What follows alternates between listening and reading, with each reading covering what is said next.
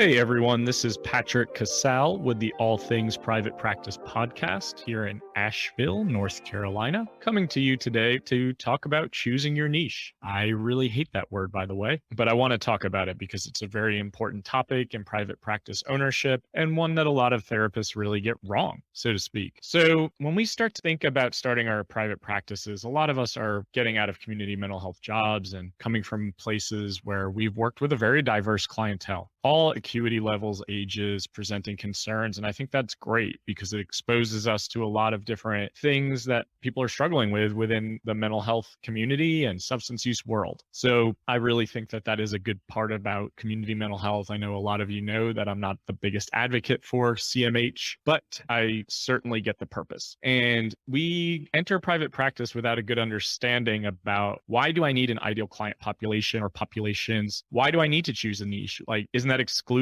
other people from accessing my services and my care? And I think that feels really counterintuitive when you're coming from a place of you have to see everybody that walks in the door, regardless of whether or not you are the expert or specialize or truly even understand the struggle or concern. And I teach coaching courses for a private practice startup, and I hear this a lot. There's usually a lot of struggle and emotion and concern and even resistance that comes up when we start talking about ideal client. A lot of the concern is, how do I exclude other people from services? They feel guilty or even shameful for saying I have an ideal clientele or a population that I really love working with. And this doesn't mean you're a bad therapist to start thinking this way. This actually means that you're probably going to become a good private practice owner and business person because you really have to understand your niche and ideal clients so that your marketing makes sense, so that your content that you create on your website and your landing pages make sense, that they're speaking to your ideal clients' pain points and experiences and the reasons that they're seeking therapy out. If we market ourselves without really truly understanding our intentionality or the direction that we want to go or who we're even marketing to, it kind of falls flat. It kind of feels like we're the Applebees of therapy, right? Like we're trying to do it all. And I don't think that we can do it all. And I definitely don't think that we can do it all well. And that's why in another episode, I talk about networking and building win-win relationships so that you have referral lists so that when someone calls you who's not a good fit, you can refer them out appropriately. That's also helping the client. It's also stepping into an abundance mentality where we are supporting each other's businesses to make sure that the client lands on their feet in the most appropriate setting with the most appropriate provider. So if someone calls me and says, hey, I have disordered eating, I'm really struggling with that, I'm 17, my instinct is to immediately offer referrals because I don't specialize in teenagers and I definitely don't specialize in eating disorders. And I know that about myself. I'm not trying to take on everyone that comes in the door or calls on the phone. I did that a lot when I first started my practice. I thought I had to take everybody and anybody. And I was so desperate to get clients that I was like, oh, you're calling with this presenting concern or issue or struggle? Sure, I'll work with you. Oh, you're experiencing A, B, and C? Yeah, of course I'll help you. And then what I was finding is like the relationship, the rapport, the fit, it just wasn't there. Maybe somebody was seeking a modality or theoretical approach that I just didn't use or incorporate. You know, like someone would say, I really want a CBT trained therapist. And I'd be like, yeah, I know CBT. But then I started to think, I'm like, but I'm not a big believer in it. I know it's evidence-based. We'll talk about evidence-based treatment down the road in a different podcast episode. But that's just not my style. I'm a very attachment focused and harm reductionist therapist. So like it never really meshed well. And those clients would leave after a couple of sessions and I'd be saying like, what did I do wrong? Where's, my imposter syndrome's flaring up. I'm a bad therapist. I clearly can't help these people. But in reality, I started to realize that choosing your niche is really tapping into the lived experiences, the pain points, the things that your ideal clients are struggling with, and not only really understanding it, but really enjoying working with those presenting concerns or those people or those populations. That doesn't mean you're going to exclude other people from seeking out your services. I get that a lot. Like if I narrow down too much, other people aren't going to, seek my services out. I think you have to ask yourself, if I want to be a private pay only practice, what are the odds that people are just going to find me who have specific concerns and they're going to call me if I'm not marketing or speaking to those concerns? If I'm a generalist, and I'm not knocking people who are generalists, I get it. I understand why we want to support everyone and anyone. However, if you are a generalist, why would someone call you and pay you $200, $250, whatever your private pay rate is out of pocket if you really don't get their concern or their struggle? people who are paying out of pocket are typically looking for the quote unquote expert in the community, so to speak. And I struggle with the expert label because I don't think we can ever truly become experts because we're always learning in this profession, and we should be. However, if someone's seeking out someone who's trained in attachment focused EMDR, they're more likely going to pay that person out of pocket. If someone's seeking out someone who does internal family systems, they're more likely to pay that person out of pocket. If someone's seeking out a BIPOC clinician who specializes in working with BIPOC women, then they're going to pay that person out of pocket. Again, because these are specialties. These are areas where there's more focus, there's more understanding. For example, for me, I work a lot with high achieving adults who are perfectionists, entrepreneurs, neurodivergent, never feel good enough, are always moving on to the next thing. And that brings me to a really important point. I think that our ideal clients or our niches are versions of us. When I first started in this career, it was young adult men who were struggling with substance use and recovery because I myself struggled with a massive gambling addiction for most of my life. A lot of you have heard that story. And I can walk the walk, I can talk the talk, right? I get what it's like to be trapped inside that inner hell of addiction. I get what it's like to manipulate and lie and steal, push people away, be consumed with something, be obsessive, be compulsive,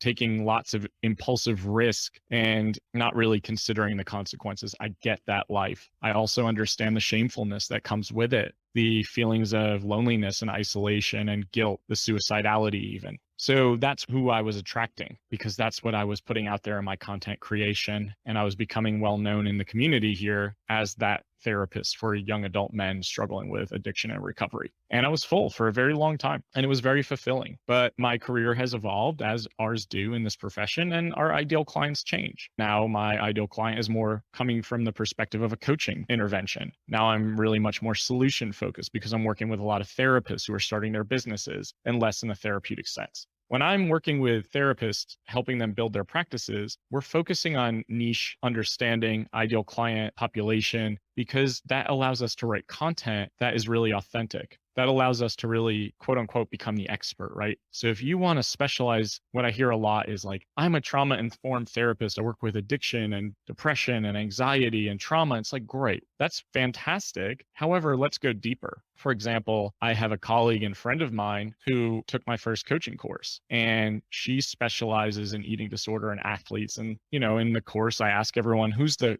population that really lights you up where the clock just like hits the 55-minute mark and you're like, whoa, that session was amazing. The ones that are really energizing for you, the concerns that, people bring in the door where you're like, this is my shit. Like, this is my jam. I get this. I love helping people who struggle with these things. And she gave, the short answer, which was, I specialize in working with adolescents and young adults who struggle with eating disorders and, athletic performance. They go hand in hand. And I said, let's think deeper about that. Like, that's a great niche. Let's really start to understand the pain points that exist there, right? Like, why would somebody be picking up the phone or emailing you for services if those are the presenting concerns and the daily experiences? Let's think about lived experiences from a social perspective, from a professional perspective, family dynamic systems. Like, let's think about all the things that are impacted when someone is a higher performing athlete who's struggling with eating disorders. It might feel like you're never enough, that you're constantly striving for the next achievement, like you feel like you have maybe your body dysmorphia, but you can't put words to it.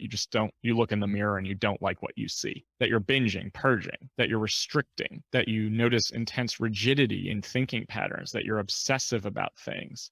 All of these things start to come up and we want to put wording to that because what I hear a lot too is like, I specialize in anxiety and I say, great, but how many clients of ours that aren't mental health clinicians or well-versed in the mental health world even know what anxiety means? Like, yeah, the term, sure, everyone probably can throw it around, but if you ask someone to describe what it was like to feel anxious physically, mentally, emotionally, I think we have to start understanding, we have to look beyond the diagnostic label and terminology because I've had clients before who certainly were very anxious, yet they would tell you to your face that like, I don't have anxiety. But when you start to describe symptoms and how it impacts day to day, overthinking, overanalyzing, worrying about worst case scenario. Your gut maybe hurts a lot. You're clenching your teeth. You have tension in your neck and you're, constantly worrying about what could happen. Your brain won't turn off. It may lead to panic attacks, which feel like A, B, and C. Then we start to really describe what it's like for someone to go through their day to day with major anxiety disorder. And I think that once we start to set ourselves up to become the experts in certain populations or struggles, that's when we really start to get self-pay referrals. That's when our businesses really start to take off.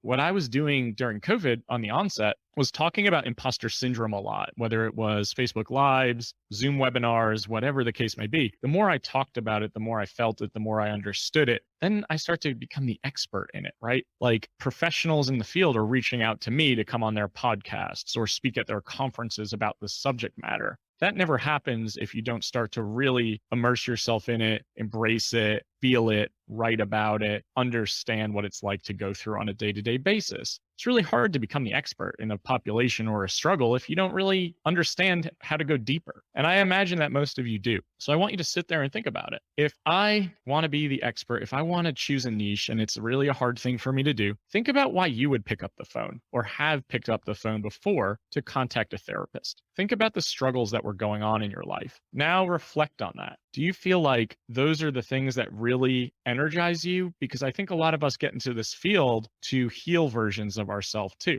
And I hope that all of you are doing your work. But I think from all of my experience, both professionally and personally, that our niche, our ideal client populations are versions of us or people that we love and care about. And you know how to support them and you know how to talk the talk, but your content creation on your websites and your Site Today profile still sucks. And it still is in first person language and it still speaks in general like diagnostic terminology that most people in our society don't use. I really want to challenge you all to start writing more authentically. Your content creation, your websites, your landing pages, like really speaking to that client's experience. And here's how you won't exclude everyone by honing in. If you're honing in and your expertise or ideal client population is high performing athletes, let's think about all the things that go into the struggle for a high performing athlete, right? And we already named some of it: the perfectionism, the rigidity, the compulsion in nature, the inability to disconnect from achievement and self-worth. If you start to write content about that stuff and really start to show examples of it and understand it, people who read that content, who may not be high performing athletes, may also be struggling with some of those things.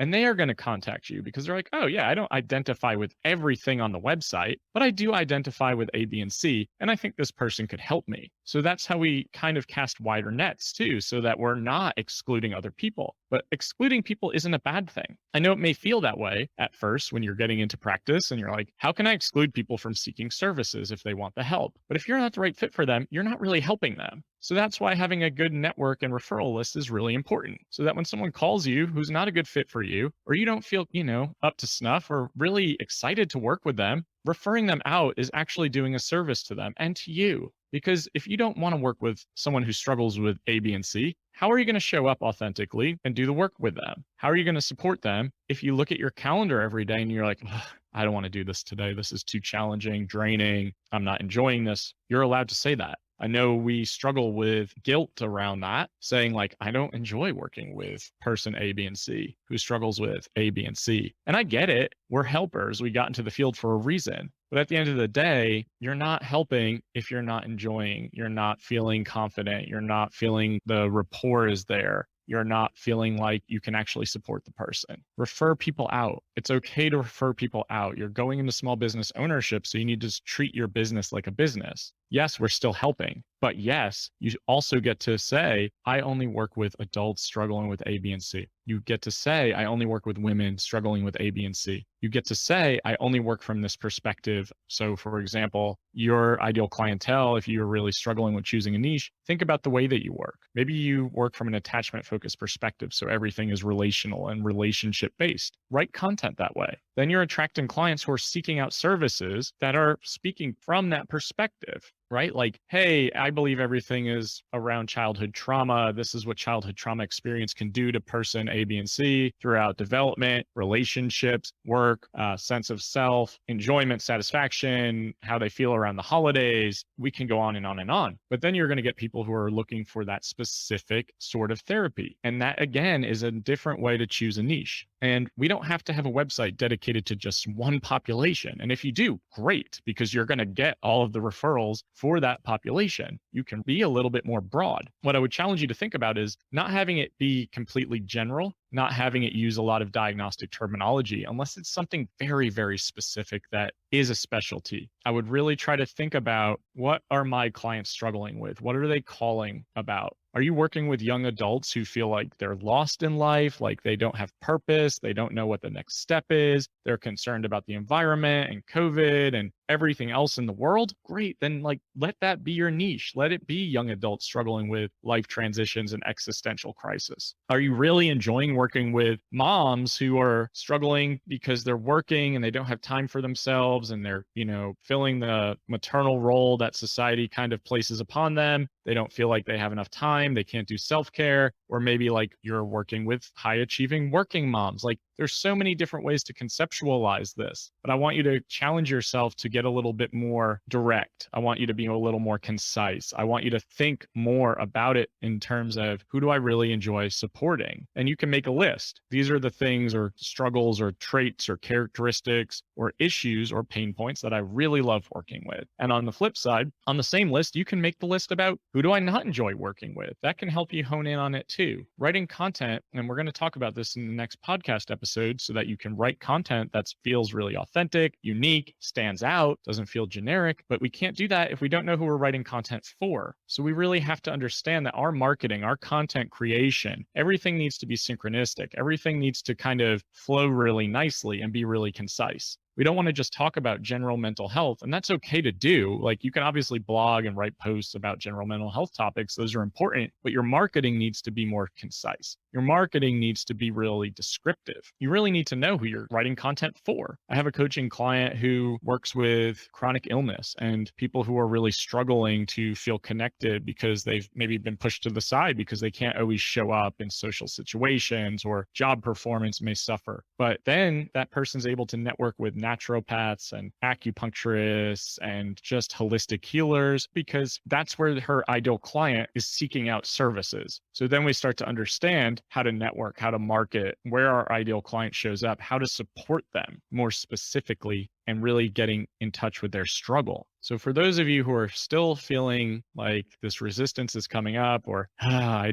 really can't do this because I can't exclude people, what I would challenge you to do over the next year in your private practice is to just kind of notate in your mind, or wherever the case may be, who are the clients that I'm truly, truly, truly enjoying working with? And that's not saying you're not enjoying all of them, but we are human beings. So start to think about that. Like, who are the clients that I am really excited to see? I'm really feeling energized by. When they leave, I'm like, whew, that was a great session. Like, think about what struggles or concerns they're bringing into the therapy room. And maybe there's a correlation there. Maybe there's a connection. Think about your own struggles. We all have them. Think about if you really enjoy those populations. We can really tap into that. We can really create a lot of great content because we know the struggle. We walk the walk, we talk the talk. That's kind of how we set ourselves up to be the expert. If you want to get more self-pay clients, we've got to really have an understanding of how to do this. If you're taking insurance in your practice, and there's nothing wrong with that, you can be more of a generalist, because you're going to get clients who are just calling you because you take Blue Cross. And that's the reality. That is also okay. But for those of you who are like, why is the phone not ringing? Why am I not getting the self-pay clients I want? I want to build a self-pay practice, and it feels too daunting. We really need to start understanding how to do that. And how to do that means really getting in touch with who our marketing is marketing to, who our website is speaking to, who our content creation is speaking to.